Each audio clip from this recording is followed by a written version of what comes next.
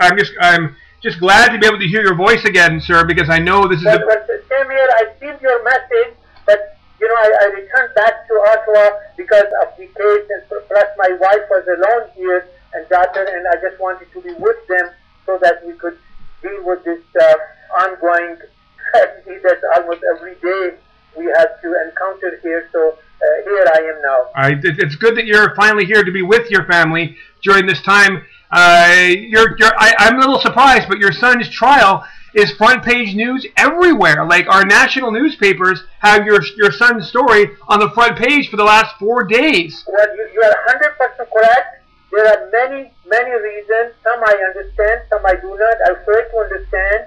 But I can tell you, second day when I went to hear the case, there were two legal practitioner lawyers who were not known to me, but I took the elevator in that building in the courthouse, and right from first floor until third, they were saying they were amazed at the level of propaganda and the security and the panic and fear that prosecution and government has trying to create about this terror trial. It makes no sense to us.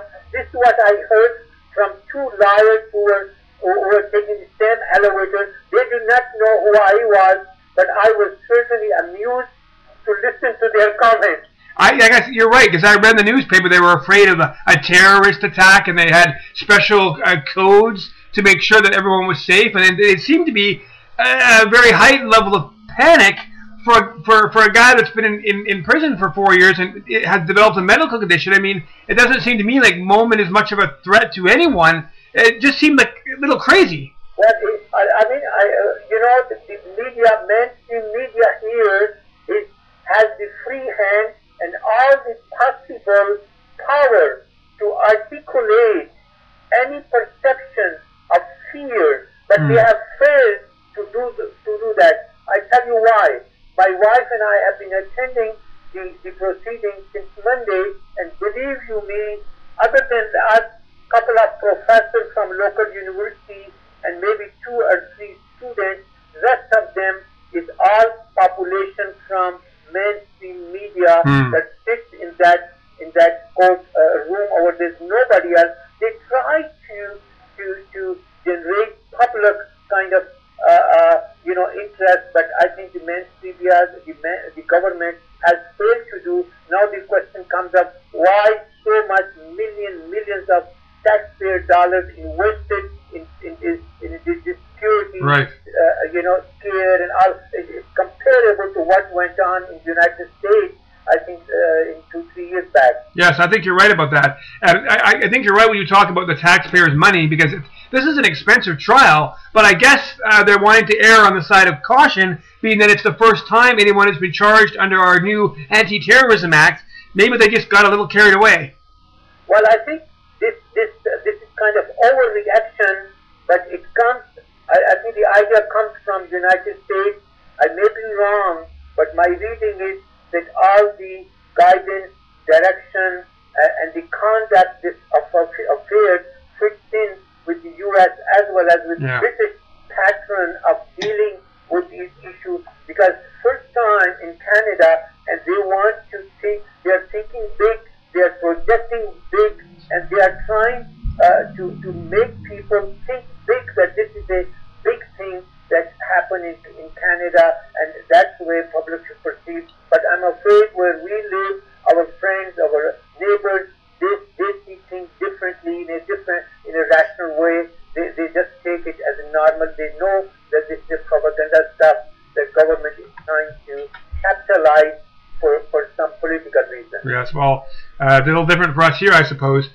You mentioned the mainstream media. Have they been harassing you? Have they been bothering you? I mean, well, if you have seen the headlines, I tell you, the local newspapers, they have printed my wife and myself, my photograph. When we enter to the court, they are running after us. The moment we come out for lunch, they are again dozens of movie cameras, still photographs, as if we were somewhere from Mars or some other,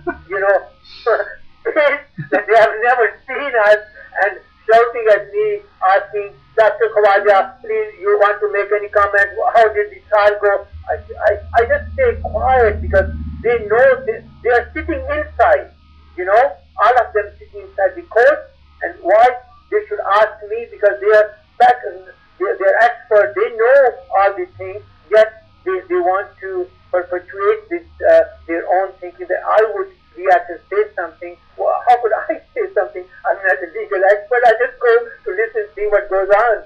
Right. So you haven't given any interviews to any of these mainstream media? Well, only one before the trial, but the lady from Ottawa Sun, it's SUN, I think they have a paper from Toronto as well as Ottawa and somewhere else as well. Her name is Donna Casey.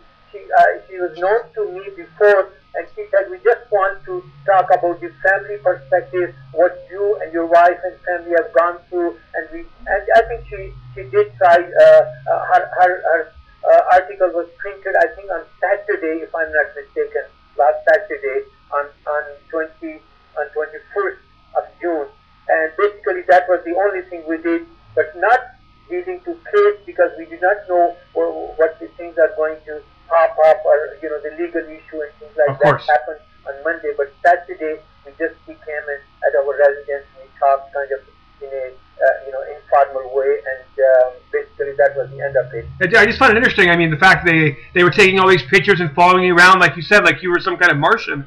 When you're just a father and a husband and you're just trying your best to try and show support for your son. And this is why, again, I mean, I've known you for some time. I've spoken with you on numerous occasions before. And to me, I mean, what I've always liked about you is that we always are able to have a really good, intelligent conversation. And I have to say, I mean, it's one of the things that makes doing my job so easy is when you get to talk to people who really are just regular people who don't necessarily want to be in the spotlight. But remember, Fred, that when you put pictures on front page, people see a picture and read the headline. The headline will read, terror or something, Khawaja, or whatever it is. They would assume that this picture has some relationship to the headline. Now, otherwise, they would not know these are the pictures of the parents. That's right. Okay, so these are some of the games that media experts play here, and they have done it over years. A few years back, they published my wife, my two children, my daughter, everyone. Again, the title was terror or something, war on terror, something like that. And then in brief column, they would say so-and-so mother, sister, brother. People look at pictures and titles. Not everyone has the time and leisure to go through all the reading of the columns and details. So these are some of the, innovative strategies that media people employ to sell their newspapers. Okay, now this newspaper, the main Ottawa Citizen from Ottawa, have been here for almost 3 decades. Yes. People used to subscribe. It was home delivered. Now the same newspaper, their agents stand at Main Street and give it free of charge because nobody buys it. I mean, in this internet age, people get access on the internet. They don't have time to go page by page. Plus, they are not news. They are more commercial ads that really fit maybe 50, 60 pages of daily newspaper. So they distribute free of charge to people. So you can imagine its importance and value, how it has gone down the drain. So, but there are others. I suppose the Sun, also I think Toronto Star.